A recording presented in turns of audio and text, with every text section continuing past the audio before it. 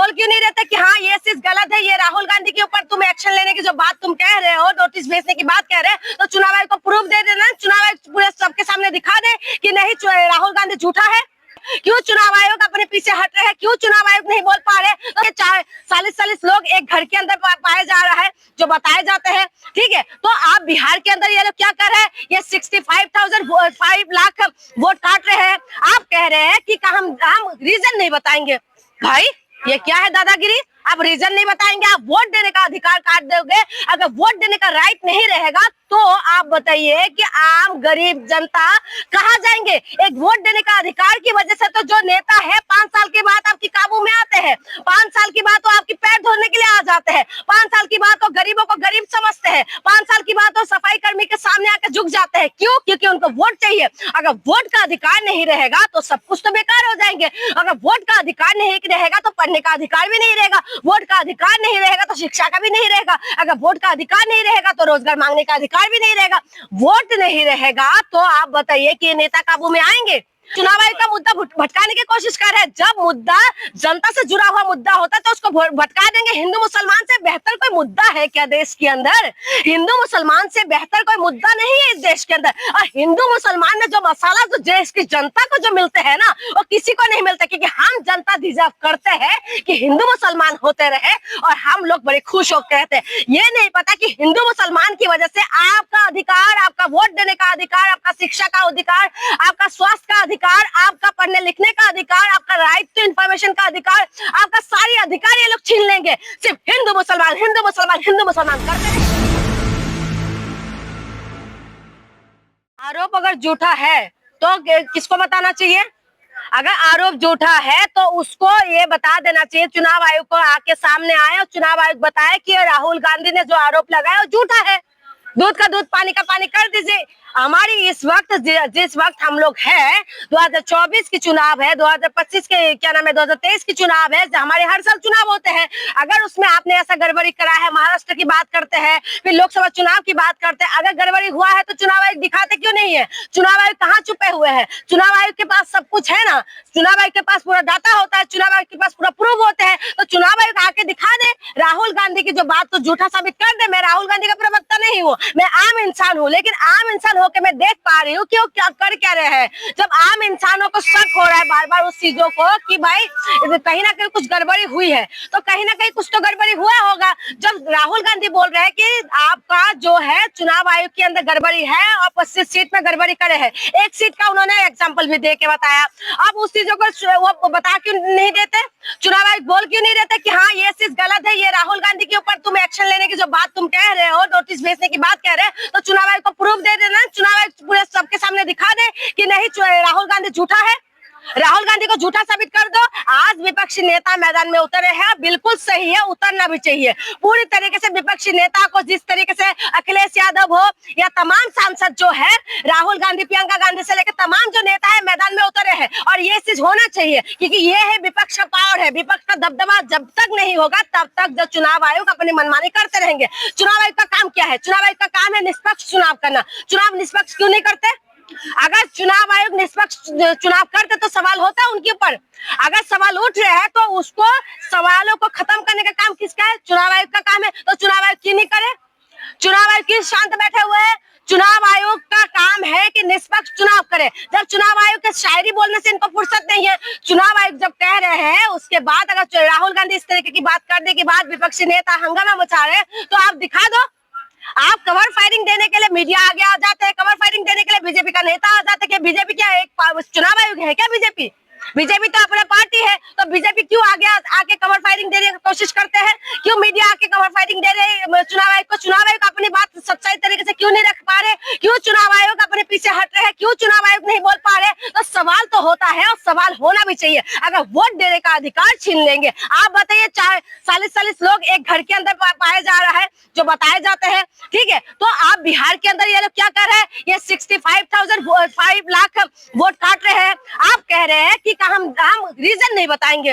भाई ये क्या है दादागिरी? आप रीजन नहीं बताएंगे, आप वोट देने का अधिकार काट दोगे। अगर वोट देने का राइट नहीं रहेगा तो आप बताइए कि आम गरीब जनता कहाँ जाएंगे? एक वोट देने का अधिकार की वजह से तो जो नेता है 5 साल के बाद आपकी काबू में आते हैं, 5 साल के बाद तो आपकी पैर धोने के लिए आ जाते हैं, 5 साल की बात तो गरीबों को गरीब समझते हैं, 5 साल की बात तो सफाई कर्मी के सामने आकर झुक जाते हैं। क्यों? क्योंकि उनको वोट चाहिए। अगर वोट का अधिकार नहीं रहेगा तो सब कुछ तो बेकार हो जाएंगे। अगर वोट का अधिकार नहीं रहेगा तो पढ़ने का अधिकार भी नहीं रहेगा, वोट का अधिकार नहीं रहेगा तो शिक्षा का भी नहीं रहेगा, अगर वोट का अधिकार नहीं रहेगा तो रोजगार मांगने का अधिकार भी नहीं रहेगा। वोट नहीं रहेगा तो आप बताइए कि नेता काबू में आएंगे? और वोट नहीं रहेगा तो दलित, पिछड़े, अल्पसंख्यक जो है, आदिवासी है, किसान है, तमाम जो लोग हैं तो इनका इनका अधिकार भी छीन लेंगे पूरी तरीके से। तो क्या रहेगा आप बताइए? वोट की वजह से तो ये नेता काबू में आते हैं, तो एक तरफ अपना वो हो जाएंगे, ये मनुवादी जो लोग हैं वो लोग बैठे हुए हैं, वो अपने हिसाब से वो चलाएंगे। और अल्पसंख्यकों को समझते हैं। आज देखिए मुद्दे को घुमाने के लिए आगरा के अंदर क्या हो रहा है? मस्जिद के ऊपर हमला हो रहा है, हाँ, मकबरा पे। ठीक है, आप ये बताइए कि मकबरा के इनके पास कोई मुद्दा नहीं है। इन लोगों के पास जब भी ऐसा कोई मुद्दा होता है, जनता से जुड़े हुए मुद्दा होता है, तो इन लोगों की भावना इतना आहत हो जाते हैं, ये तुरंत पहुंच जाएंगे। इनको मुसलमान नहीं हो तो इनका राजनीति खत्म हो जाए, मुसलमान ना हो इनका खाने का जो पेट का जो खाना है वो हजम ना हो, मुसलमान ना हो तो इनकी जिंदगी बर्बाद हो जाए, मुसलमान ना हो तो बीजेपी वालों के लिए कुछ भी नहीं है। आज मुद्दे को भटकाने की कोशिश करे, ये सोच रहे मुद्दे को भटकाने के लिए, और क्या चुनाव आयोग का मुद्दा भटकाने की कोशिश कर रहे हैं। जब मुद्दा जनता से जुड़ा हुआ मुद्दा होता है तो उसको भटका देंगे। हिंदू मुसलमान से बेहतर कोई मुद्दा है क्या देश के अंदर?